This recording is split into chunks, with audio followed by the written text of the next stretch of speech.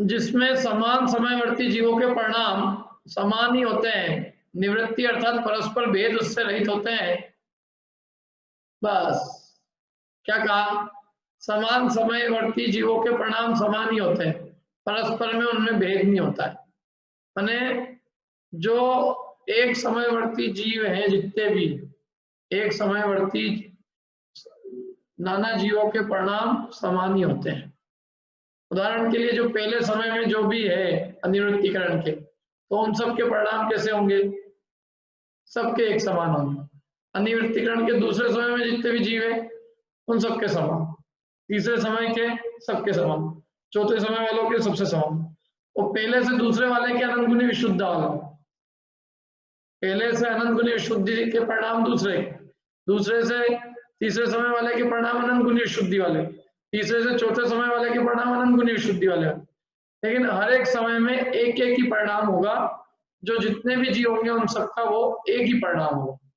मैंने इसके जितने समय होते हैं उतने इसमें परिणाम होते हैं, क्योंकि एक समय का एक ही परिणाम, भले ही अनंत काल बाद भी कोई जीव दूसरे समय में प्रवेश करेगा तो उसका वही परिणाम होगा जो आज किसी का दूसरे समय में, या जो अनंत काल पहले किसी का दूसरे समय में था। मैंने सबके परिणाम हर एक समय में समान ही होते हैं। मैंने समानवर्ती जितने भी जीव हैं, एक समानवर्ती जीव, समान समयवर्ती जीव, मैंने एक समान जिनका समय समान है, समय समान है मतलब जितने भी जीव जैसे दूसरे समय में स्थित है, तो वो दूसरे समयवर्ती जितने भी जीव हैं उन सबके परिणाम समान ही होते हैं। आ रहा है समझ में?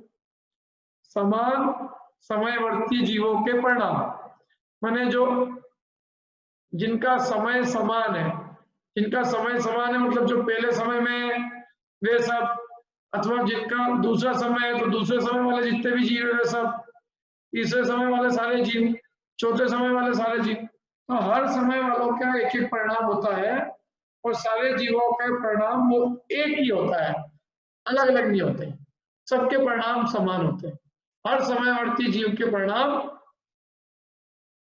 समान होते हैं। माने समान समयवर्ती जीवों के परिणाम तो समान होते हैं, और असमान समयवर्ती जीवों के परिणाम कैसे होंगे? क्यों?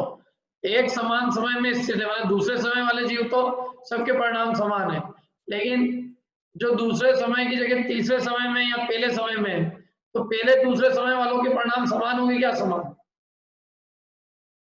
बताओ रूपाली।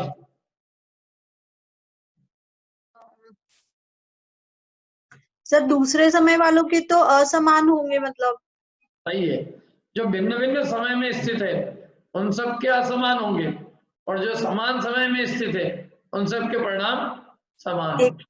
बस मैंने हर क्लास मतलब जिसको अपन कहे 10 लेवल है, और 10 लेवल के अंदर हर लेवल वाले जीव के परिणाम उसी लेवल वाले जीवों से तो समान है, लेकिन अन्य लेवल वाले जीवों से परिणाम विसदृश।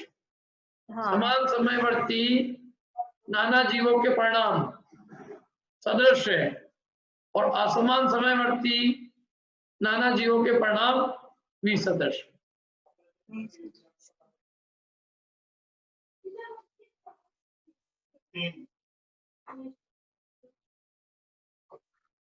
कल अपन ने बात की भी थी इसकी।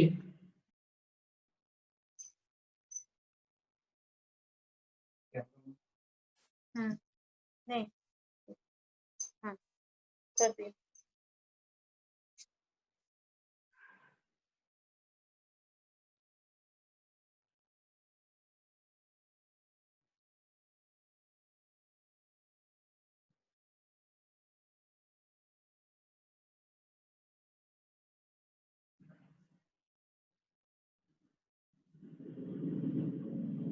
देखो,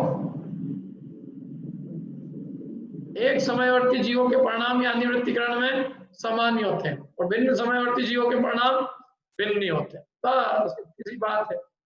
देखो यहाँ क्या था, अधा प्रवर्तकरण में और मतलब यहाँ अनिवृत्तीकरण में बिल्कुल स्पष्ट है, एक समयवर्ती सभी जीवों के परिणाम समान है, भिन्न समयवर्ती सभी जीवों के परिणाम भिन्न है।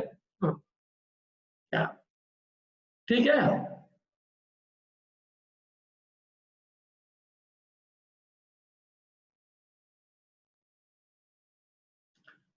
हाँ, और प्रति समय अनंत अनंत गुणी वृद्धि सहित परिणाम। पहले समय में से दूसरे समय वाले जीवों के परिणाम अनंत गुणी अधिक विशुद्धि वाले हैं, और दूसरे से तीसरे वाले की ओर अनंत गुणी विशुद्धि, और तीसरे से चौथे वाले की ओर अनंत गुणी विशुद्धि। जैसे उत्तरोत्तर अनंत गुणी विशुद्धि अनंत गुणी विशुद्धि को लिए हुए हैं। इसके जितना काल है उतने इसके परिणाम होते हैं। इसमें असंख्यात लोक प्रमाण परिणाम नहीं होंगे। बाकी दो परिणाम में तो परिणाम की रेंज बहुत बड़ी है, लेकिन इनमें तो जितने समय है उतने परिणाम, ना एक ज्यादा ना एक कम। बोलो सौरभ जी, क्या बोलो?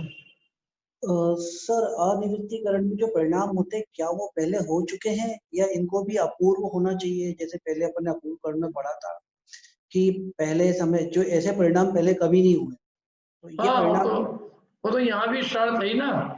यहाँ भी जो है, यहाँ जो परिणाम होंगे, देखो, अपूर्णकरण के अंतिम समयवर्ती जीवों के परिणाम उसके एक समयवर्ती पहले वाले जीवों के परिणाम से नहीं मिलेंगे, बराबर?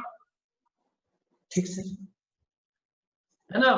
तो अब बचा कितना? अपूर्णकरण का अंतिम समय और अनिवृत्तीकरण का प्रथम समय, यही रहा ना? ठीक सर। लेकिन जो द्वितीय समय है वो भी अपूर्व ही होगा ना, इसका भी अनिवृत्तीकरण का, कि वो परिणाम भी पहले कभी नहीं हुए होंगे ना? हाँ, वो तो सवाल ही नहीं उठता। तो मतलब अपूर्व इसमें बाय डिफॉल्ट है, गर्भित है मतलब। हाँ, अपूर्णकरण तो है ही, इसमें अनिवृत्ति भी है। ये देखो, ये आप देखो, इसको देखो, ये क्या लिखा है यहाँ पे? भिन्न ही, भिन्न ही। भिन्न। तो ये तो चली रही है कंडीशन। ये कंडीशन तो जो अपूर्णकरण की है कि नाना समयवर्ती जीवों के परिणाम भिन्न ही होंगे, मैंने पहले समय वालों के परिणाम दूसरे से नहीं मिलेंगे। ठीक है। तो अपूर्ण तो है ही परिणाम हर समय। और अब इसमें जो विशेषता वो ये है कि एक समयवर्ती जितने जीव है उनमें परस्पर में भेद नहीं है। एक समयवर्ती जितने भी जीव हैं उन सबके परिणामों में परस्पर में कोई भेद नहीं, उन सबके परिणाम एक से हैं। ये बात यहाँ पे विशेष रूप से और आके ऐड हो गई।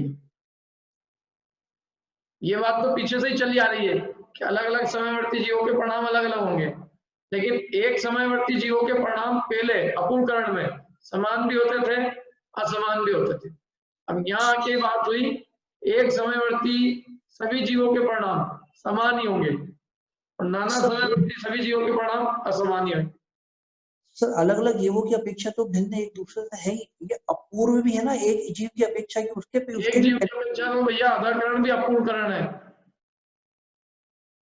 ठीक सर, आप सुनो। बोलिए निधि जी। भैया अभी तक लग रहा था सब समझ में आ रहा है, मगर थोड़ा सा कंफ्यूजन हो रहा है। हाँ बोलिए। जो अनिवृत्तीकरण है उसमें समय कांस्टेंट है, एक ही समय है। समय कांस्टेंट नहीं, समय तो अनेक है, अंतर्मत उसका काल है। मतलब अगर एक समय की हम बात कर रहे हैं, हाँ, एक समय में तो समय सेम हो गया, परिणाम सेम हो गया, लेकिन जीव अलग अलग हो गए। जैसे उदाहरण के लिए आज किसी ने अनिवृत्तीकरण के दूसरे समय के परिणाम को प्राप्त किया, 10 साल बाद किसी ने अनिवृत्तीकरण के दूसरे समय में प्रवेश किया, 20 साल बाद किसी ने अनिवृत्तीकरण के दूसरे समय में प्रवेश किया, अनंत काल बाद किसी ने अनिवृत्तीकरण के दूसरे समय में प्रवेश किया। तो वो जो भी दूसरे समय में आएंगे उन सबके परिणाम समान रहेंगे।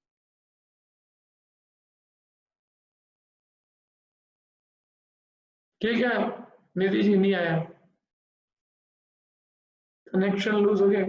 ठीक है। और ये जो दूसरा अपूर्वकरण है, इसमें हाँ ये आ गया, ये क्लियर हो गया। हेलो, हाँ हेलो, हाँ, आवाज आ रही है। ये समझ में आ गया। हाँ, हाँ। ये अनिवृत्तीकरण क्लियर हो गया, लेकिन अब जब मैं अपूर्वकरण से इसको कंपेयर कर रही हूँ, मतलब उसी समय ख्याल में लाने की कोशिश कर रही हूँ, तो इसको मैं ऐसे समझूं कि दूसरे समय से मतलब दूसरे समय में पहले समय से और विशुद्ध होंगे। और नाना जीवों की अपेक्षा कैसे लगाऊं? देखो, नाना जीवों की अपेक्षा से तो अपूर्णकरण निवृत्तीकरण में इतने अंतर है कि नाना जो नाना जीव थे एक ही समय में स्थित, तो अपूर्वकरण में उनके परिणाम भिन्न भी हो सकते थे।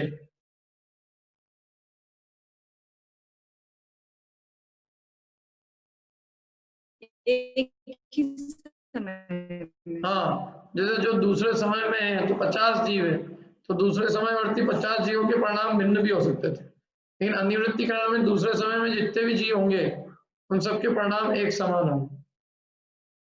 ये अंतर है बस। यहाँ एक सरी का परिणाम है हर एक समय का, और इसके पहले एक समय में अनेक परिणाम हो सकते थे नाना जीवों। ठीक है, ठीक है।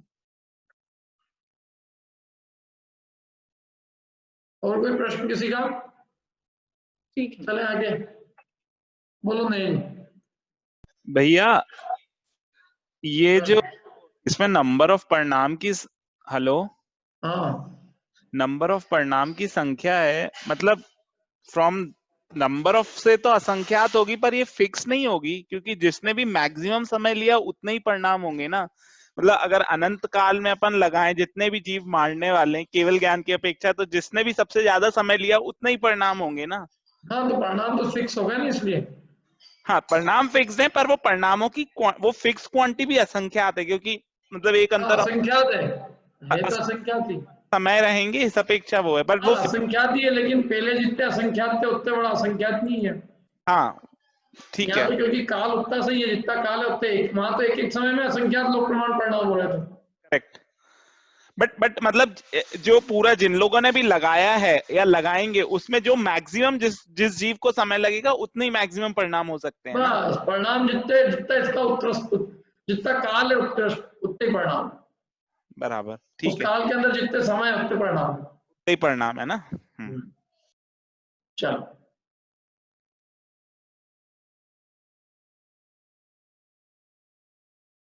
आगे चलते हैं अपन। तो जिसमें समान समयवर्ती जीवों के परिणाम समान ही होते हैं, निवृत्ति अर्थात परस्पर भेद उससे रहित होते हैं। जैसे उस करण के पहले समय में सर्व जीवों के परिणाम परस्पर समान ही होते हैं, तो पहले समय में सारे जीवों के परिणाम परस्पर समान, और द्वितीय आदि समय में उसी प्रकार द्वितीय आदि समयों में भी परस्पर समानता है। दूसरे समय में भी सबके समान है, तीसरे में भी सबके परस्पर समान, चौथे में भी, ऐसे आगे तक सबके समान मिलेंगे अंतिम समय तक। तथा प्रथम आदि समय वालों से द्वितीय आदि समय वालों के अनंत गुनी विशुद्धता सहित होते हैं। क्या ये नियम है कि पहले वालों से दूसरी वाले समय का परिणाम अनंत गुनी विशुद्धि से अनंत गुनी विशुद्धि वाले होंगे।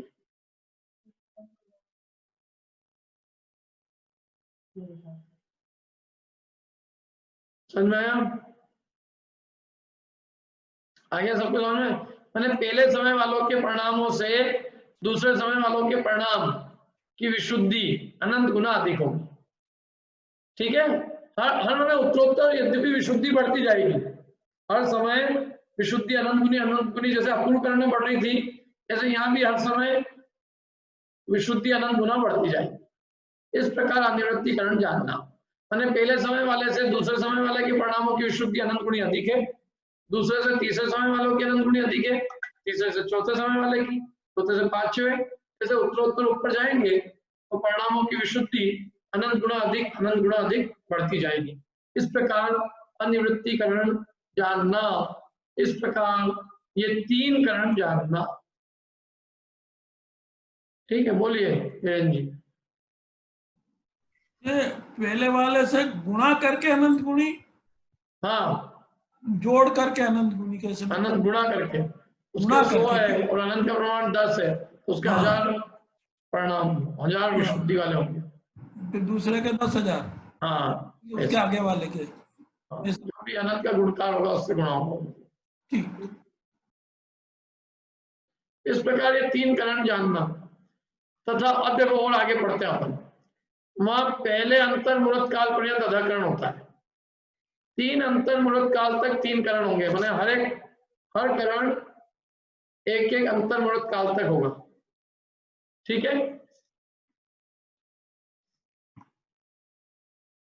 मतलब अधाकरण के लिए भी एक अंतर मुहूर्त चाहिएगा, अपूर्वकरण का काल भी एक अंतर मुहूर्त है, और अनिवृत्तीकरण का काल भी अंतर मुहूर्त। और तीनों करण का काल मिलाकर भी कितना है, अंतर बढ़ो। हाँ क्या हुआ, बोलो नहीं। मैं ये पूछ रहा था, जो ये पूर्व के अनंत गुणी का जो प्रमाण है, मतलब अधःकरण, अपूर्वकरण, निवृत्तिकरण, ये तीनों के